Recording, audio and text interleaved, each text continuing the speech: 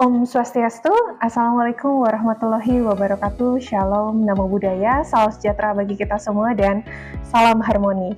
Perkenalkan, saya Made Putri Aryasih, SSIMM, adalah dosen tetap pada program studi S1 Manajemen, jurusan Manajemen Fakultas Ekonomi pada Universitas Pendidikan Ganesha. Saya akan melakukan penyusunan dokumen pernyataan diri dosen dalam unjuk kerja Tridharma Perguruan Tinggi atau PDD UKTPT. Dalam kesempatan ini, izinkan saya untuk mendeskripsikan salah satu mata kuliah yang saya ampu, yaitu mata kuliah Perilaku Konsumen dengan kode MNIS 124614 dengan bobot 3 SKS. Mata kuliah Perilaku Konsumen membahas konsep teori dan faktor-faktor yang mempengaruhi perilaku konsumen dalam proses pengambilan keputusan pembelian, meliputi yang pertama aspek psikologis, sosial, budaya, serta perilaku pasca pembelian. Melalui pendekatan case study dan student center learning, mahasiswa diharapkan mampu untuk bisa menganalisis perilaku konsumen, mengaitkan teori dengan permasalahan pemasaran nyata, serta merumuskan strategi pemasaran secara kritis, kolaboratif, dan juga komunikatif. Adapun capaian pembelajaran ataupun CPL Prodi yang dibebankan pada mata kuliah perilaku konsumen adalah lulusan mampu untuk mengaplikasikan teori manajemen secara efektif, lulusan mampu berkomunikasi secara efektif, lulusan mampu untuk memecahkan masalah manajemen secara tepat. Berangkat dari CPL Prodi, maka ditetapkanlah capaian pembelajaran mata kuliah atau CPMK pada mata kuliah perilaku konsumen. CPMK yang pertama adalah mahasiswa mampu menelaah secara cermat teori-teori dari perilaku konsumen, mahasiswa mampu untuk menunjukkan keterkaitan secara tepat teori-teori dari perilaku konsumen dengan strategi pemasaran, dan yang terakhir adalah mahasiswa mampu untuk menunjukkan karakter tangguh, kolaboratif, adaptif, inovatif, inklusif, belajar sepanjang hayat, dan tentunya kewirausahaan di dalam kegiatan pembelajaran perilaku konsumen. Untuk mencapai pembelajaran tersebut, adapun materi kuliah yang saya sajikan adalah sebagai berikut. Adapun referensi-referensi yang saya gunakan dalam proses pembelajaran mata kuliah perilaku konsumen adalah buku karangan saya dan kawan-kawan, dan juga ada beberapa buku dari para ahli. Proses pembelajaran saya rancang berdasarkan prinsip DIA atau Delivery, Interaction, dan juga Assessment yang selaras dengan rencana pembelajaran semester atau RPS. Yang pertama, Delivery. Perkuliahan mata kuliah perilaku konsumen dilaksanakan selama 16 kali pertemuan termasuk UTS atau ujian tengah semester dan juga UAS atau ujian akhir semester, di mana dengan menerapkan pendekatan blended learning, yaitu perpaduan pembelajaran luring atau tatap muka dan daring melalui Learning Management System LMS Undiksa yang dapat diakses oleh mahasiswa melalui elearningundiksa.ac.id.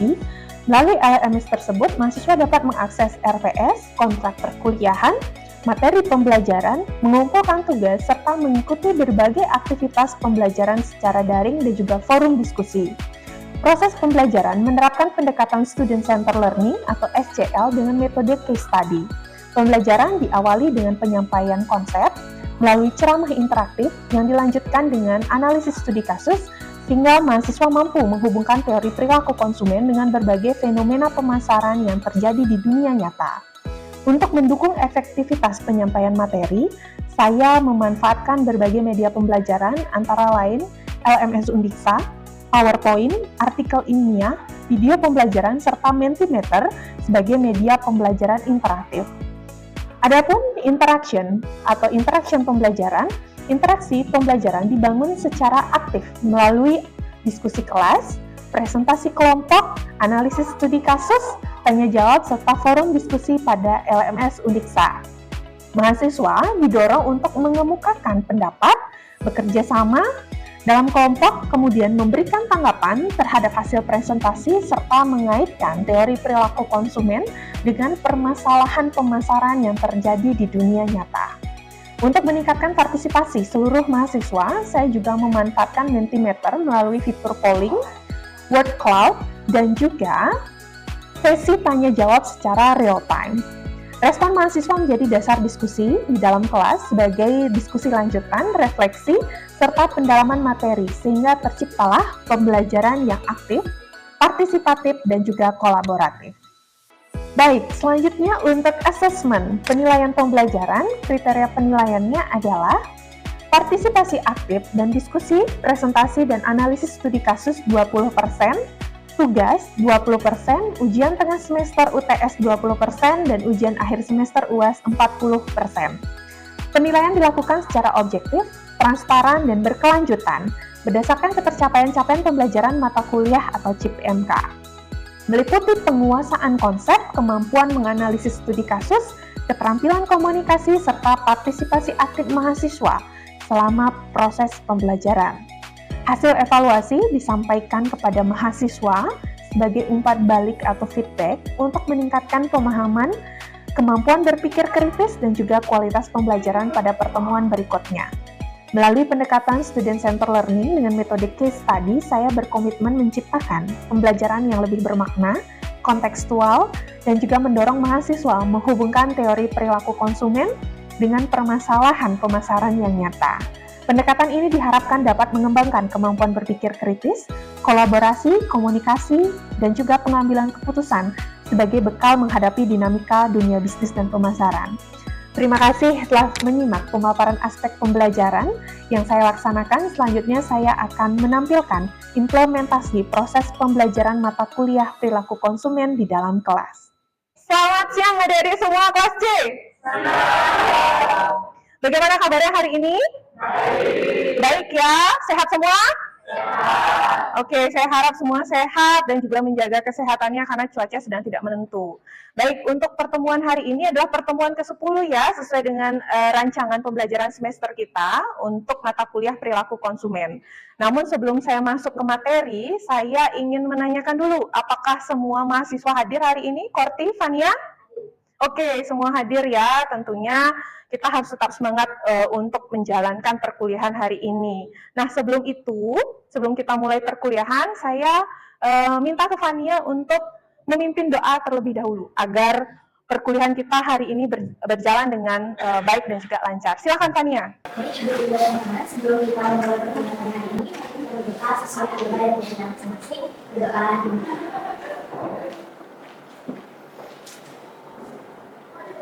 Berdoa selesai.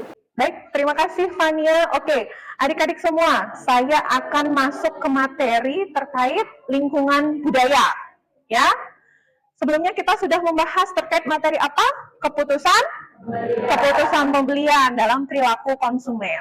Nah, sekarang lingkungan budaya juga bisa dan sangat mempengaruhi terkait keputusan pembelian dari konsumen. Ya, budaya tidak jauh dari kehidupan keseharian kita. Ya, adik-adik ya, apalagi Indonesia memiliki budaya yang begitu beragam, biodiversitasnya, dan termasuk budaya juga sangat banyak sekali budaya yang ada di Indonesia. Baik, sebelum saya masuk ke materi terkait lingkungan budaya, saya di sini akan menjelaskan terkait, nah yang pertama, tujuan pembelajaran. Sesuai dengan rancangan pembelajaran semester untuk mata kuliah perilaku konsumen, untuk di pertemuan ke-10, di sini mahasiswa diharapkan mampu untuk merumuskan faktor lingkungan yang memengaruhi proses keputusan pembelian, khususnya faktor budaya. Dan juga adanya beberapa target capaian, salah satunya adalah mahasiswa bisa memahami konsep budaya dalam perilaku konsumen, mengidentifikasi unsur budaya dan subbudaya, menganalisis pengaruh budaya terhadap keputusan pembelian melalui studi kasus. Nanti ke belakang kita akan membahas beberapa studi kasus. Kemudian yang terakhir adalah mengomunikasikan hasil analisisnya secara kolaboratif.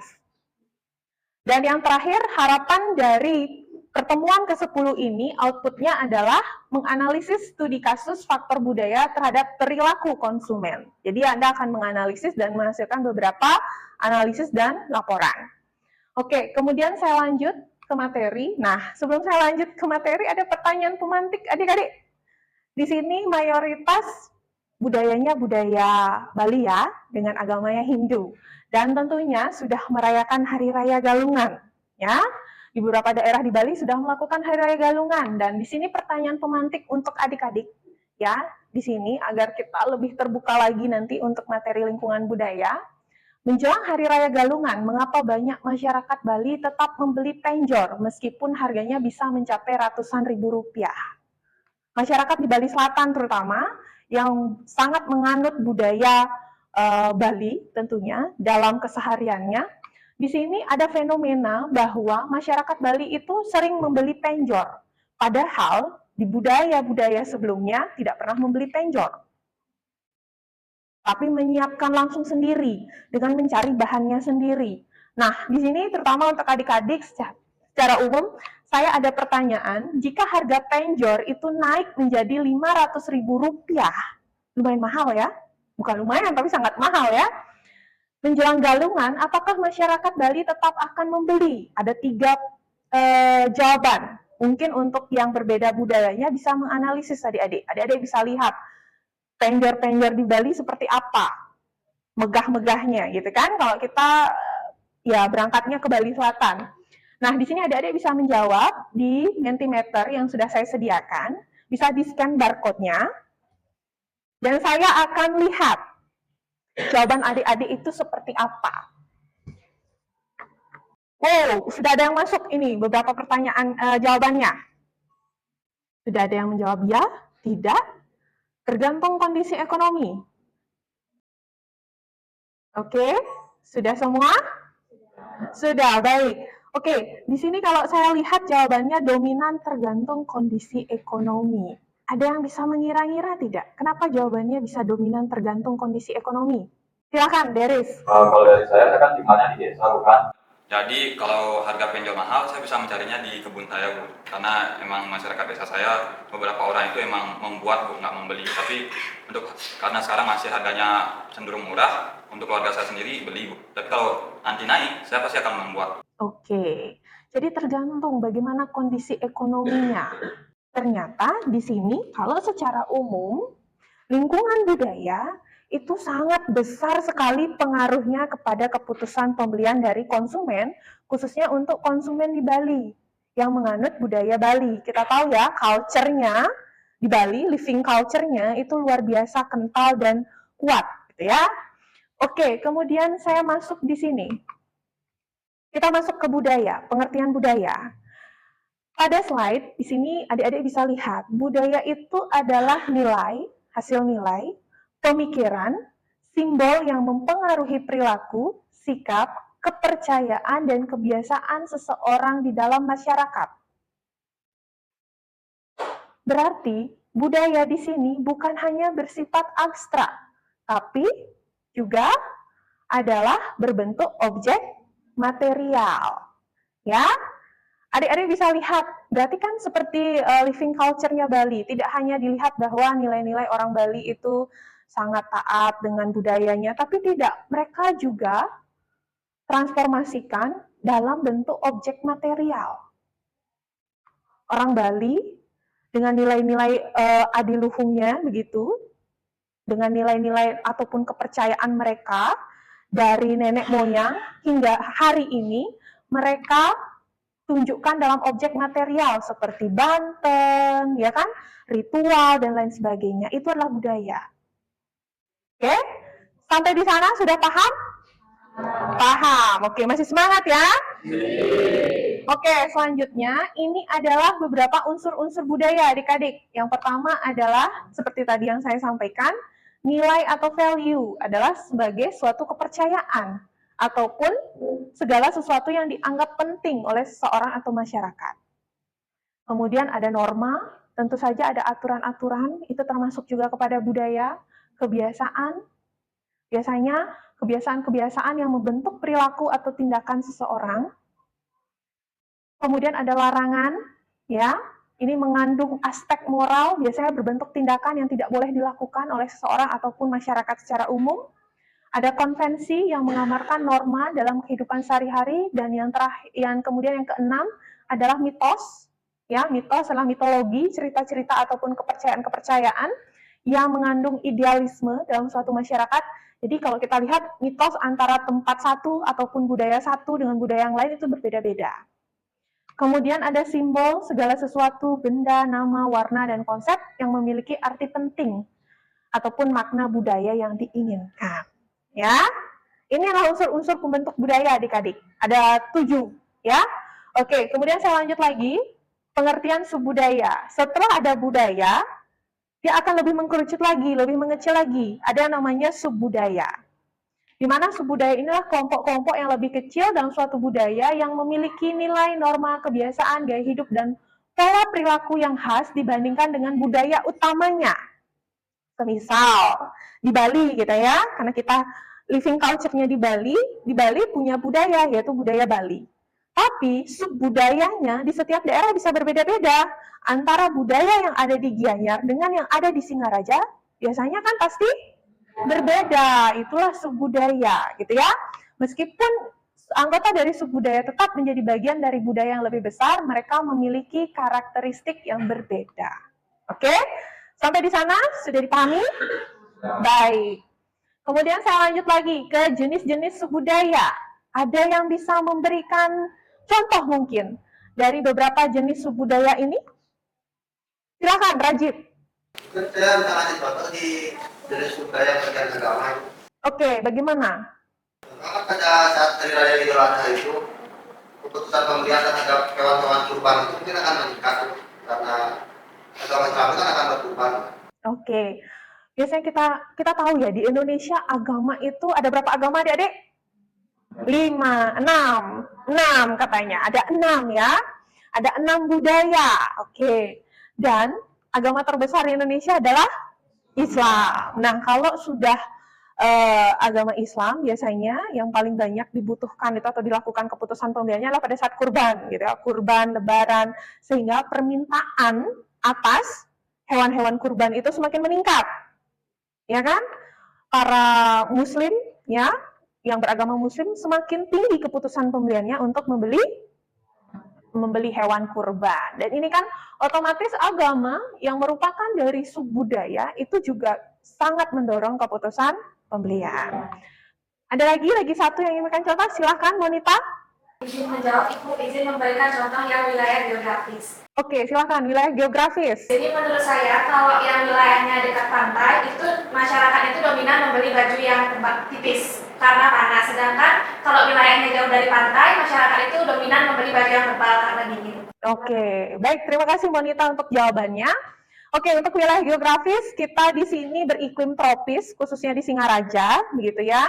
Kita tidak mungkin memakai pakaian mantel ataupun pakaian kulit tebal, jaket tebal ya.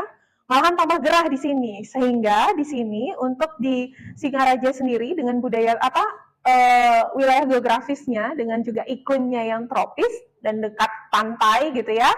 Otomatis di sini peningkatan untuk permintaan pakaian yang cenderung tipis, yang mudah menyerap keringat itu lebih tinggi dibandingkan untuk permintaan menggunakan pakaian yang tebal.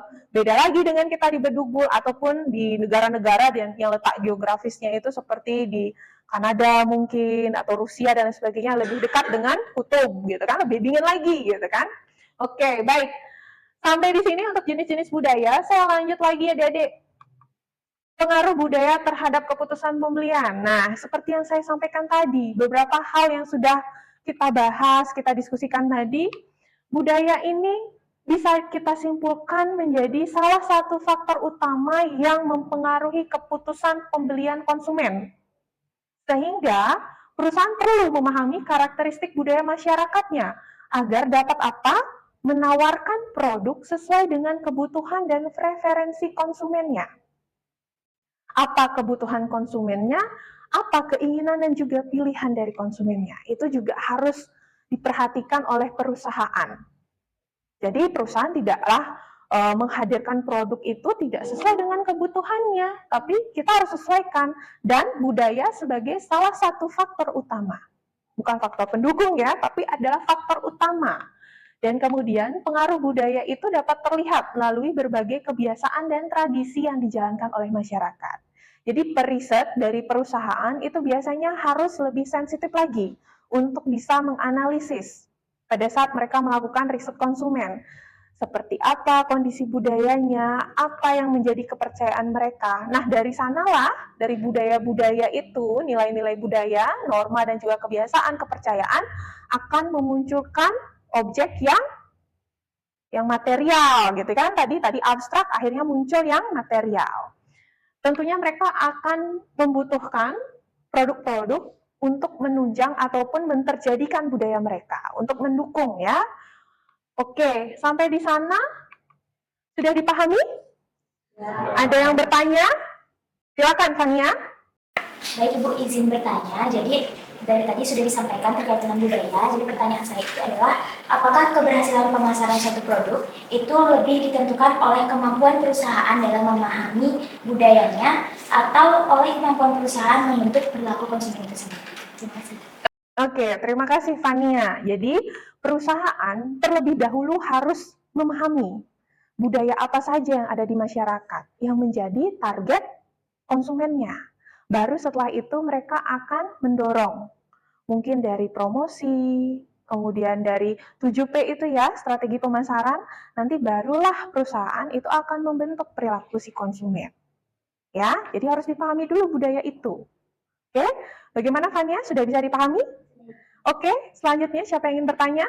Silakan Deris. Izin bertanya Ibu, menurut pendapat Ibu dan teman-teman cewek sekalian, apakah fenomena pembelian kebaya menjelang hari raya saat ini dapat dikatakan telah mengalami pergeseran? Karena ya itu dari yang awalnya didorong oleh kebutuhan budaya dan fungsi adat menjadi lebih dipengaruhi oleh faktor seperti ikuti tren dan umum karena takut ketinggalan kebaya terbaru. Baik, terima kasih. Dari tentunya perempuan-perempuan Bali yang kalau kita ketahui, saya pun sebagai perempuan Bali, biasanya kalau sudah hari raya, begitu, ada keinginan untuk membeli produk-produk baru, ya.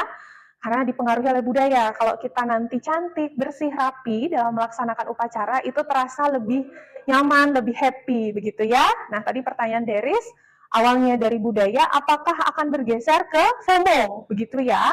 Nah, di sini terbentuknya perilaku konsumen yang FOMO itu pasti didorong oleh budaya itu sendiri. Sudah dipahami, Deris? Baik, terima kasih, Deris. Satu lagi penanya, saya persilakan. Silakan, Akmal. Izin bertanya Ibu, terkait tadi di slide Ibu sempat menjelaskan mengenai pengertian daripada budaya. Nah, di materi itu kan menyebutkan bahwasannya budaya itu bisa berbentuk objek material, selain nilai dan juga kepercayaan yang abstrak. Jadi pertanyaan saya di era digital saat ini, apakah budaya digital seperti tren media sosial dan juga gaya hidup online itu sudah dianggap sebagai unsur budaya yang mempengaruhi keputusan konsumen atau belum? Oke, terima kasih pertanyaannya, Akmal. Jauh sekali dia memikirkan ke depan, begitu ya.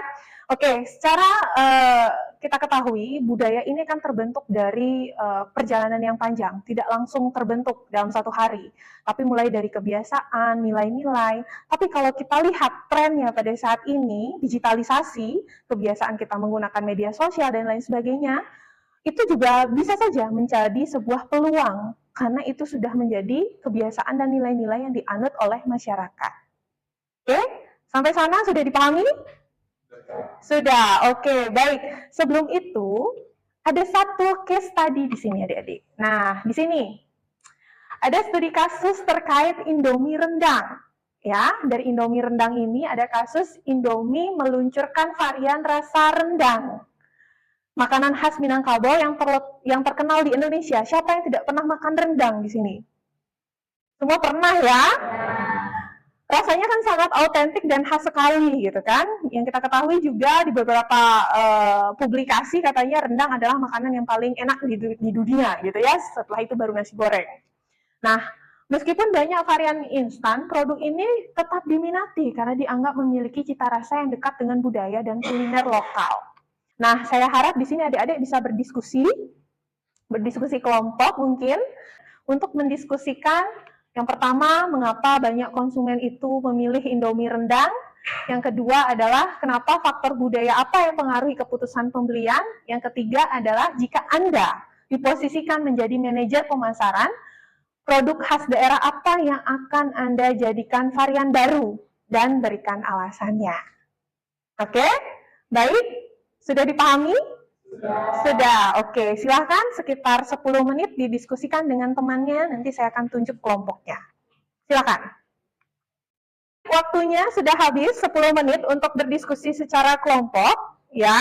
saya di sini mau minta satu jawaban dari kelompok yang akan saya tunjuk dan akan menjelaskan terkait hasil diskusinya. Ya, mungkin adik yang belakang, kelompok belakang, silakan. Kesempatannya, sini saya akan menjawab pertanyaan yang pertama dulu. Mengapa banyak konsumen memilih Indomie rendang? Jadi Indomie rendang itu kan sudah dikenal luas sebagai cita rasa asli Indonesia, bahkan diakui dunia. Jadi konsumen sudah punya ekspektasi rasa yang jelas sebelum mencoba. Dan juga bagi yang belum familiar dengan rendang, kombinasi ini mie instan yang praktis plus rasa yang dengan daerah yang eksotis menciptakan rasa ingin tahu. Lalu untuk pertanyaan yang kedua itu faktor budaya apa yang mempengaruhi keputusan pembelian? Jadi materi ini kan merujuk ke unsur-unsur budaya yang ada di materi Ibu tadi jelaskan. Yang pertama dari nilai, value-nya. Rendang dianggap bernilai tinggi sebagai warisan kuliner, bahkan sering dikaitkan dengan kebanggaan nasional. Lalu dari kebiasaan, rendang identik dengan momen tertentu seperti lebaran, acara adat, kumpul keluarga, sehingga membeli atau mengonsumsi terasa seperti melanjutkan kebiasaan budaya tersebut meski dalam bentuk instan. Lalu simbol, rendang juga menjadi simbol kuliner Indonesia secara luas, bukan cuma milik Minangkabau saja, tapi sehingga tertarik lintas daerah. Lalu yang terakhir ada sub budaya atau etnis. Konsumen dari Sumatera Barat atau yang punya kedekatan budaya Minang akan merasa produk ini milik mereka, sementara konsumen dari luar merasakan sebagai eksplorasi budaya lain. Lalu untuk pertanyaan ketiga, terbuka untuk kelompok, tapi kerangka berpikir yang bisa dipakai untuk menjawab secara kritis, seperti misalnya rawon, gudeg, soto Makassar, sambal mata gulai, bukan yang terlalu nasi supaya pasar tersebut lebih besar. Lalu kemudian diterjemahkan ke rasa mie instan. Tidak semua masakan daerah cocok diadaptasi ke bentuk bumbu kering mie instan. Rasa yang berbasis bumbu kuat, pedas, rempah biasanya lebih mudah diadaptasi daripada yang mengandalkan tekstur atau bahan segar. Jadi mungkin sekian jawaban dari kelompok kami. Oke, terima kasih, tepuk tangan untuk kelompoknya Priang. Oke, adik-adik. Nah, kemudian di sini yang tadi sangat saya highlight ya, jika Anda menjadi manajer pemasaran produk khas daerah apa yang akan Anda jadikan varian baru? Tadi ada jawabannya coto Makassar, kemudian sambal matah, dan lain sebagainya. Namun dengan catatan disesuaikan dengan selera pasar lagi untuk rasa-rasa tersebut agar bisa diterima. Ya, seperti itu adik-adik ya, jadi budaya ini sangat besar sekali dampaknya ke keputusan pembelian konsumen. Baik, sampai di sana sudah dipahami? Sudah. Berarti di sini kesimpulan dan kata kuncinya adalah faktor budaya pasti mempengaruhi keputusan pembelian. Oke, sebelum saya akhiri perkuliahan hari ini, ada bekal tugas untuk adik-adik bisa kerjakan di rumah, di mana di sini adalah tugas individu, di mana ditugaskan untuk mewawancarai konsumen. Cukup satu konsumen adik-adik. Terkait materi lingkungan budaya, dengan instruksinya di sini adalah mewawancarai satu orang konsumen mengenai pengaruh budaya terhadap keputusan pembelian dengan keempat pertanyaan ini. Dan adik-adik harus membuat laporannya 1-2 halaman dengan pengumpulan pada e-learning Undiksa.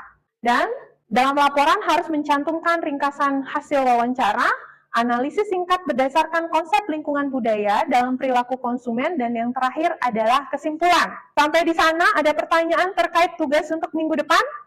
Tidak. Kalau begitu, kalau tidak ada pertanyaan lagi, saya cukupkan untuk perkuliahan pada pertemuan 10 ini. Terima kasih untuk kehadirannya adik-adik semua. Selamat siang dan salam harmoni. Salam harmoni. Baik, terima kasih telah menyimak video pembelajaran saya untuk penilaian PDD UKT-PT pada sertifikasi dosen periode ini. Om Santi Santi Santi Om. Wassalamualaikum warahmatullahi wabarakatuh. Salam sejahtera bagi kita semua. Salam harmoni.